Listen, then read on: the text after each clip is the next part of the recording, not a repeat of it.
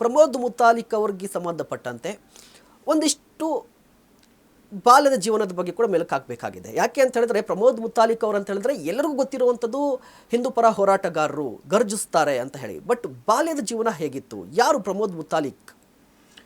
ನೋಡಿ, ನಾನು ಬೆಳಗಾವಿ ಜಿಲ್ಲೆಯ ಹುಕ್ಕೇರಿಯಲ್ಲಿ ಹುಟ್ಟಿದಂಥ ವ್ಯಕ್ತಿ.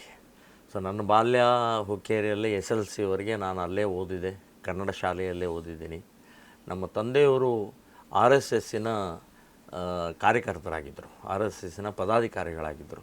ಹಾಗಾಗಿ ನಮ್ಮ ಮನೆಯಲ್ಲೆಲ್ಲ ಸಂಘದ ವಾತಾವರಣ, RSS ನಮ್ಮೆಲ್ಲರ ಮನೆಯಲ್ಲಿ ಇತ್ತು.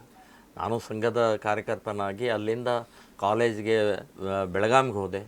ಬೆಳಗಾಂನಲ್ಲಿ ABVP ಮತ್ತು ಸಂಘದ ಕಾರ್ಯವನ್ನು ಮಾಡ್ತಾ 75ರಲ್ಲಿ ಎಮರ್ಜೆನ್ಸಿ ಪೀರಿಯಡ್ನಿಂದ ನನಗೆ ಸಂಘದ ಪೂರ್ಣಾವಧಿಯಾಗಿ ನಾನು ಹೊರಟೆ. ಸೊ ಬಾಲ್ಯ ಜೀವನ ಭಾಳ ಹೇಳ್ಕೊಳ್ಳುವಂಥದ್ದು, ಭಾಳ ಹೋರಾಟ ಮಾಡಿದ್ದೀನಿ ಅಥವಾ ಭಾಳ ಏನೋ ಒಂದೊಂದು ಸಾಧನೆ ಆಗಿದೆ. ನಾನು ವಿದ್ಯಾಭ್ಯಾಸದಲ್ಲೂ ಕೂಡ ನಾನೇನು ಭಾಳ ಜಾಣ ಇರಲಿಲ್ಲ. ನಂದು ಮಧ್ಯಮ ಇದರಲ್ಲೇ ನಡೀತಾ ಬಂದೆ ನಾನು. ಮತ್ತು ಭಾಳ ಉಗ್ರವಾಗಿ ಭಾಳ ಭಾಷಣ ಮಾಡೋದು, ಕತೆ ಹೇಳೋದು ಇಂಥದ್ದು ಏನು ಇರಲಿಲ್ಲ.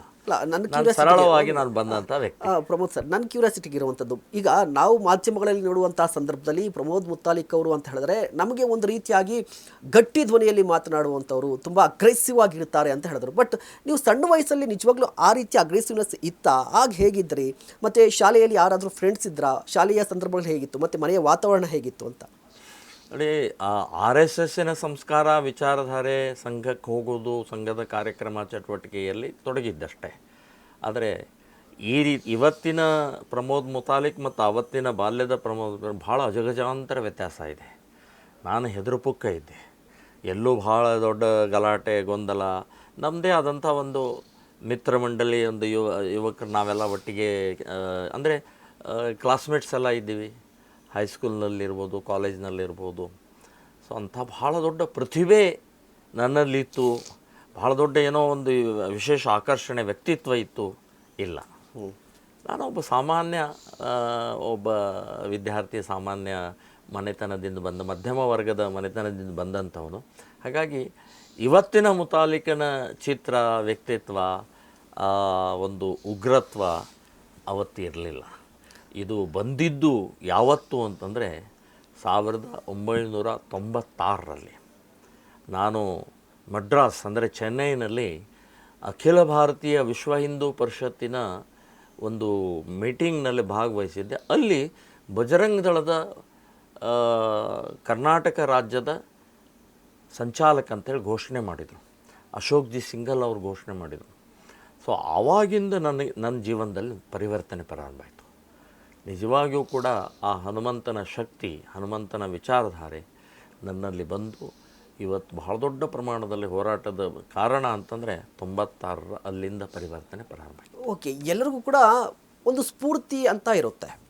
ನಿಮಗೆ ಈ ಹಿಂದೂ ಪರ ಹೋರಾಟ ಮಾಡಲಿಕ್ಕೆ ಜೊತೆಗೆ ಒಬ್ಬ ಹೀರೋ ಅಂತ ಹೇಳಿದರೆ ಯಾರು ನೆನಪು ಬರ್ತಾರೆ ನಿಮಗೆ? ಪ್ರಮೋದ್ ಮುತಾಲಿಕ್ ಅವರ ಹೀರೋ ಯಾರು? ನನಗೆ ಸಾವರ್ಕರ್ ವಿಚಾರಧಾರೆ ನಿಜವಾಗಿಯೂ ಸುಮಾರು ಒಂದು 23 ವರ್ಷ ಜೈಲಿನಲ್ಲಿ ಕಳೆದಂಥ ವ್ಯಕ್ತಿ.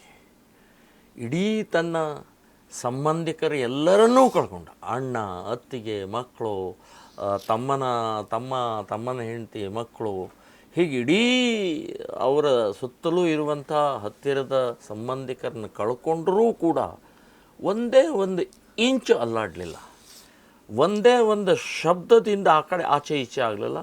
ದೇಶದ ಹಿತದೃಷ್ಟಿಯಿಂದ ಕೆಲಸ ಮಾಡಿದಂಥ ಒಬ್ಬ ಆದರ್ಶ ವ್ಯಕ್ತಿ ಸ್ವಾತಂತ್ರ್ಯ ವೀರ ದಾಮೋದರ್ ಸಾವರ್ಕರ್. ಸೊ ಅಂಥ ವ್ಯಕ್ತಿ ಇವತ್ತು ನನಗೆ ಆದರ್ಶ. ಆದರೆ ನನಗೆ ಇಲ್ಲಿವರೆಗೆ ಬೆಳೆಸಿದಂಥ ಒಂದು ರೂಪವನ್ನು ಕೊಟ್ಟಂಥ ವ್ಯಕ್ತಿಗಳು ನನ್ನ ಮುಂದೆ ಇದ್ದಾರೆ. ಒಂದು ವಿಠ್ಠಲ್ ಅಡ್ಕೆ ಅಂಥೇಳಿ ಬೆಳಗಾವಿಯವರು, ನಮ್ಮ ಚಾರ್ಟರ್ಡ್ ಅಕೌಂಟೆಂಟ್. ಆನಂತರ ನಮ್ಮ ಬಾಬುರಾವ್ ದೇಸಾಯಿ ಅಂಥೇಳಿ ನನಗೆ ಬೆಳೆಸಿದಂಥ ವ್ಯಕ್ತಿ. ಮೂರನೇವರು ಅಂದರೆ ಹಿಂದೂ ಜನಜಾಗೃತಿ ಸಮಿತಿಯ ಪೂಜ್ಯರಾದಂಥ ಅಠೌಲೆ ಅವರು. ಹೀಗೆ 3 ಜನ ನನಗೆ ಇಲ್ಲಿಯವರೆಗೆ ರೂಪರೇಷೆ ಕೊಟ್ಟಂಥವ್ರು ಅಂತನ್ನುವಂಥದ್ದು ಹೇಳ್ಬೋದು ನಾನು.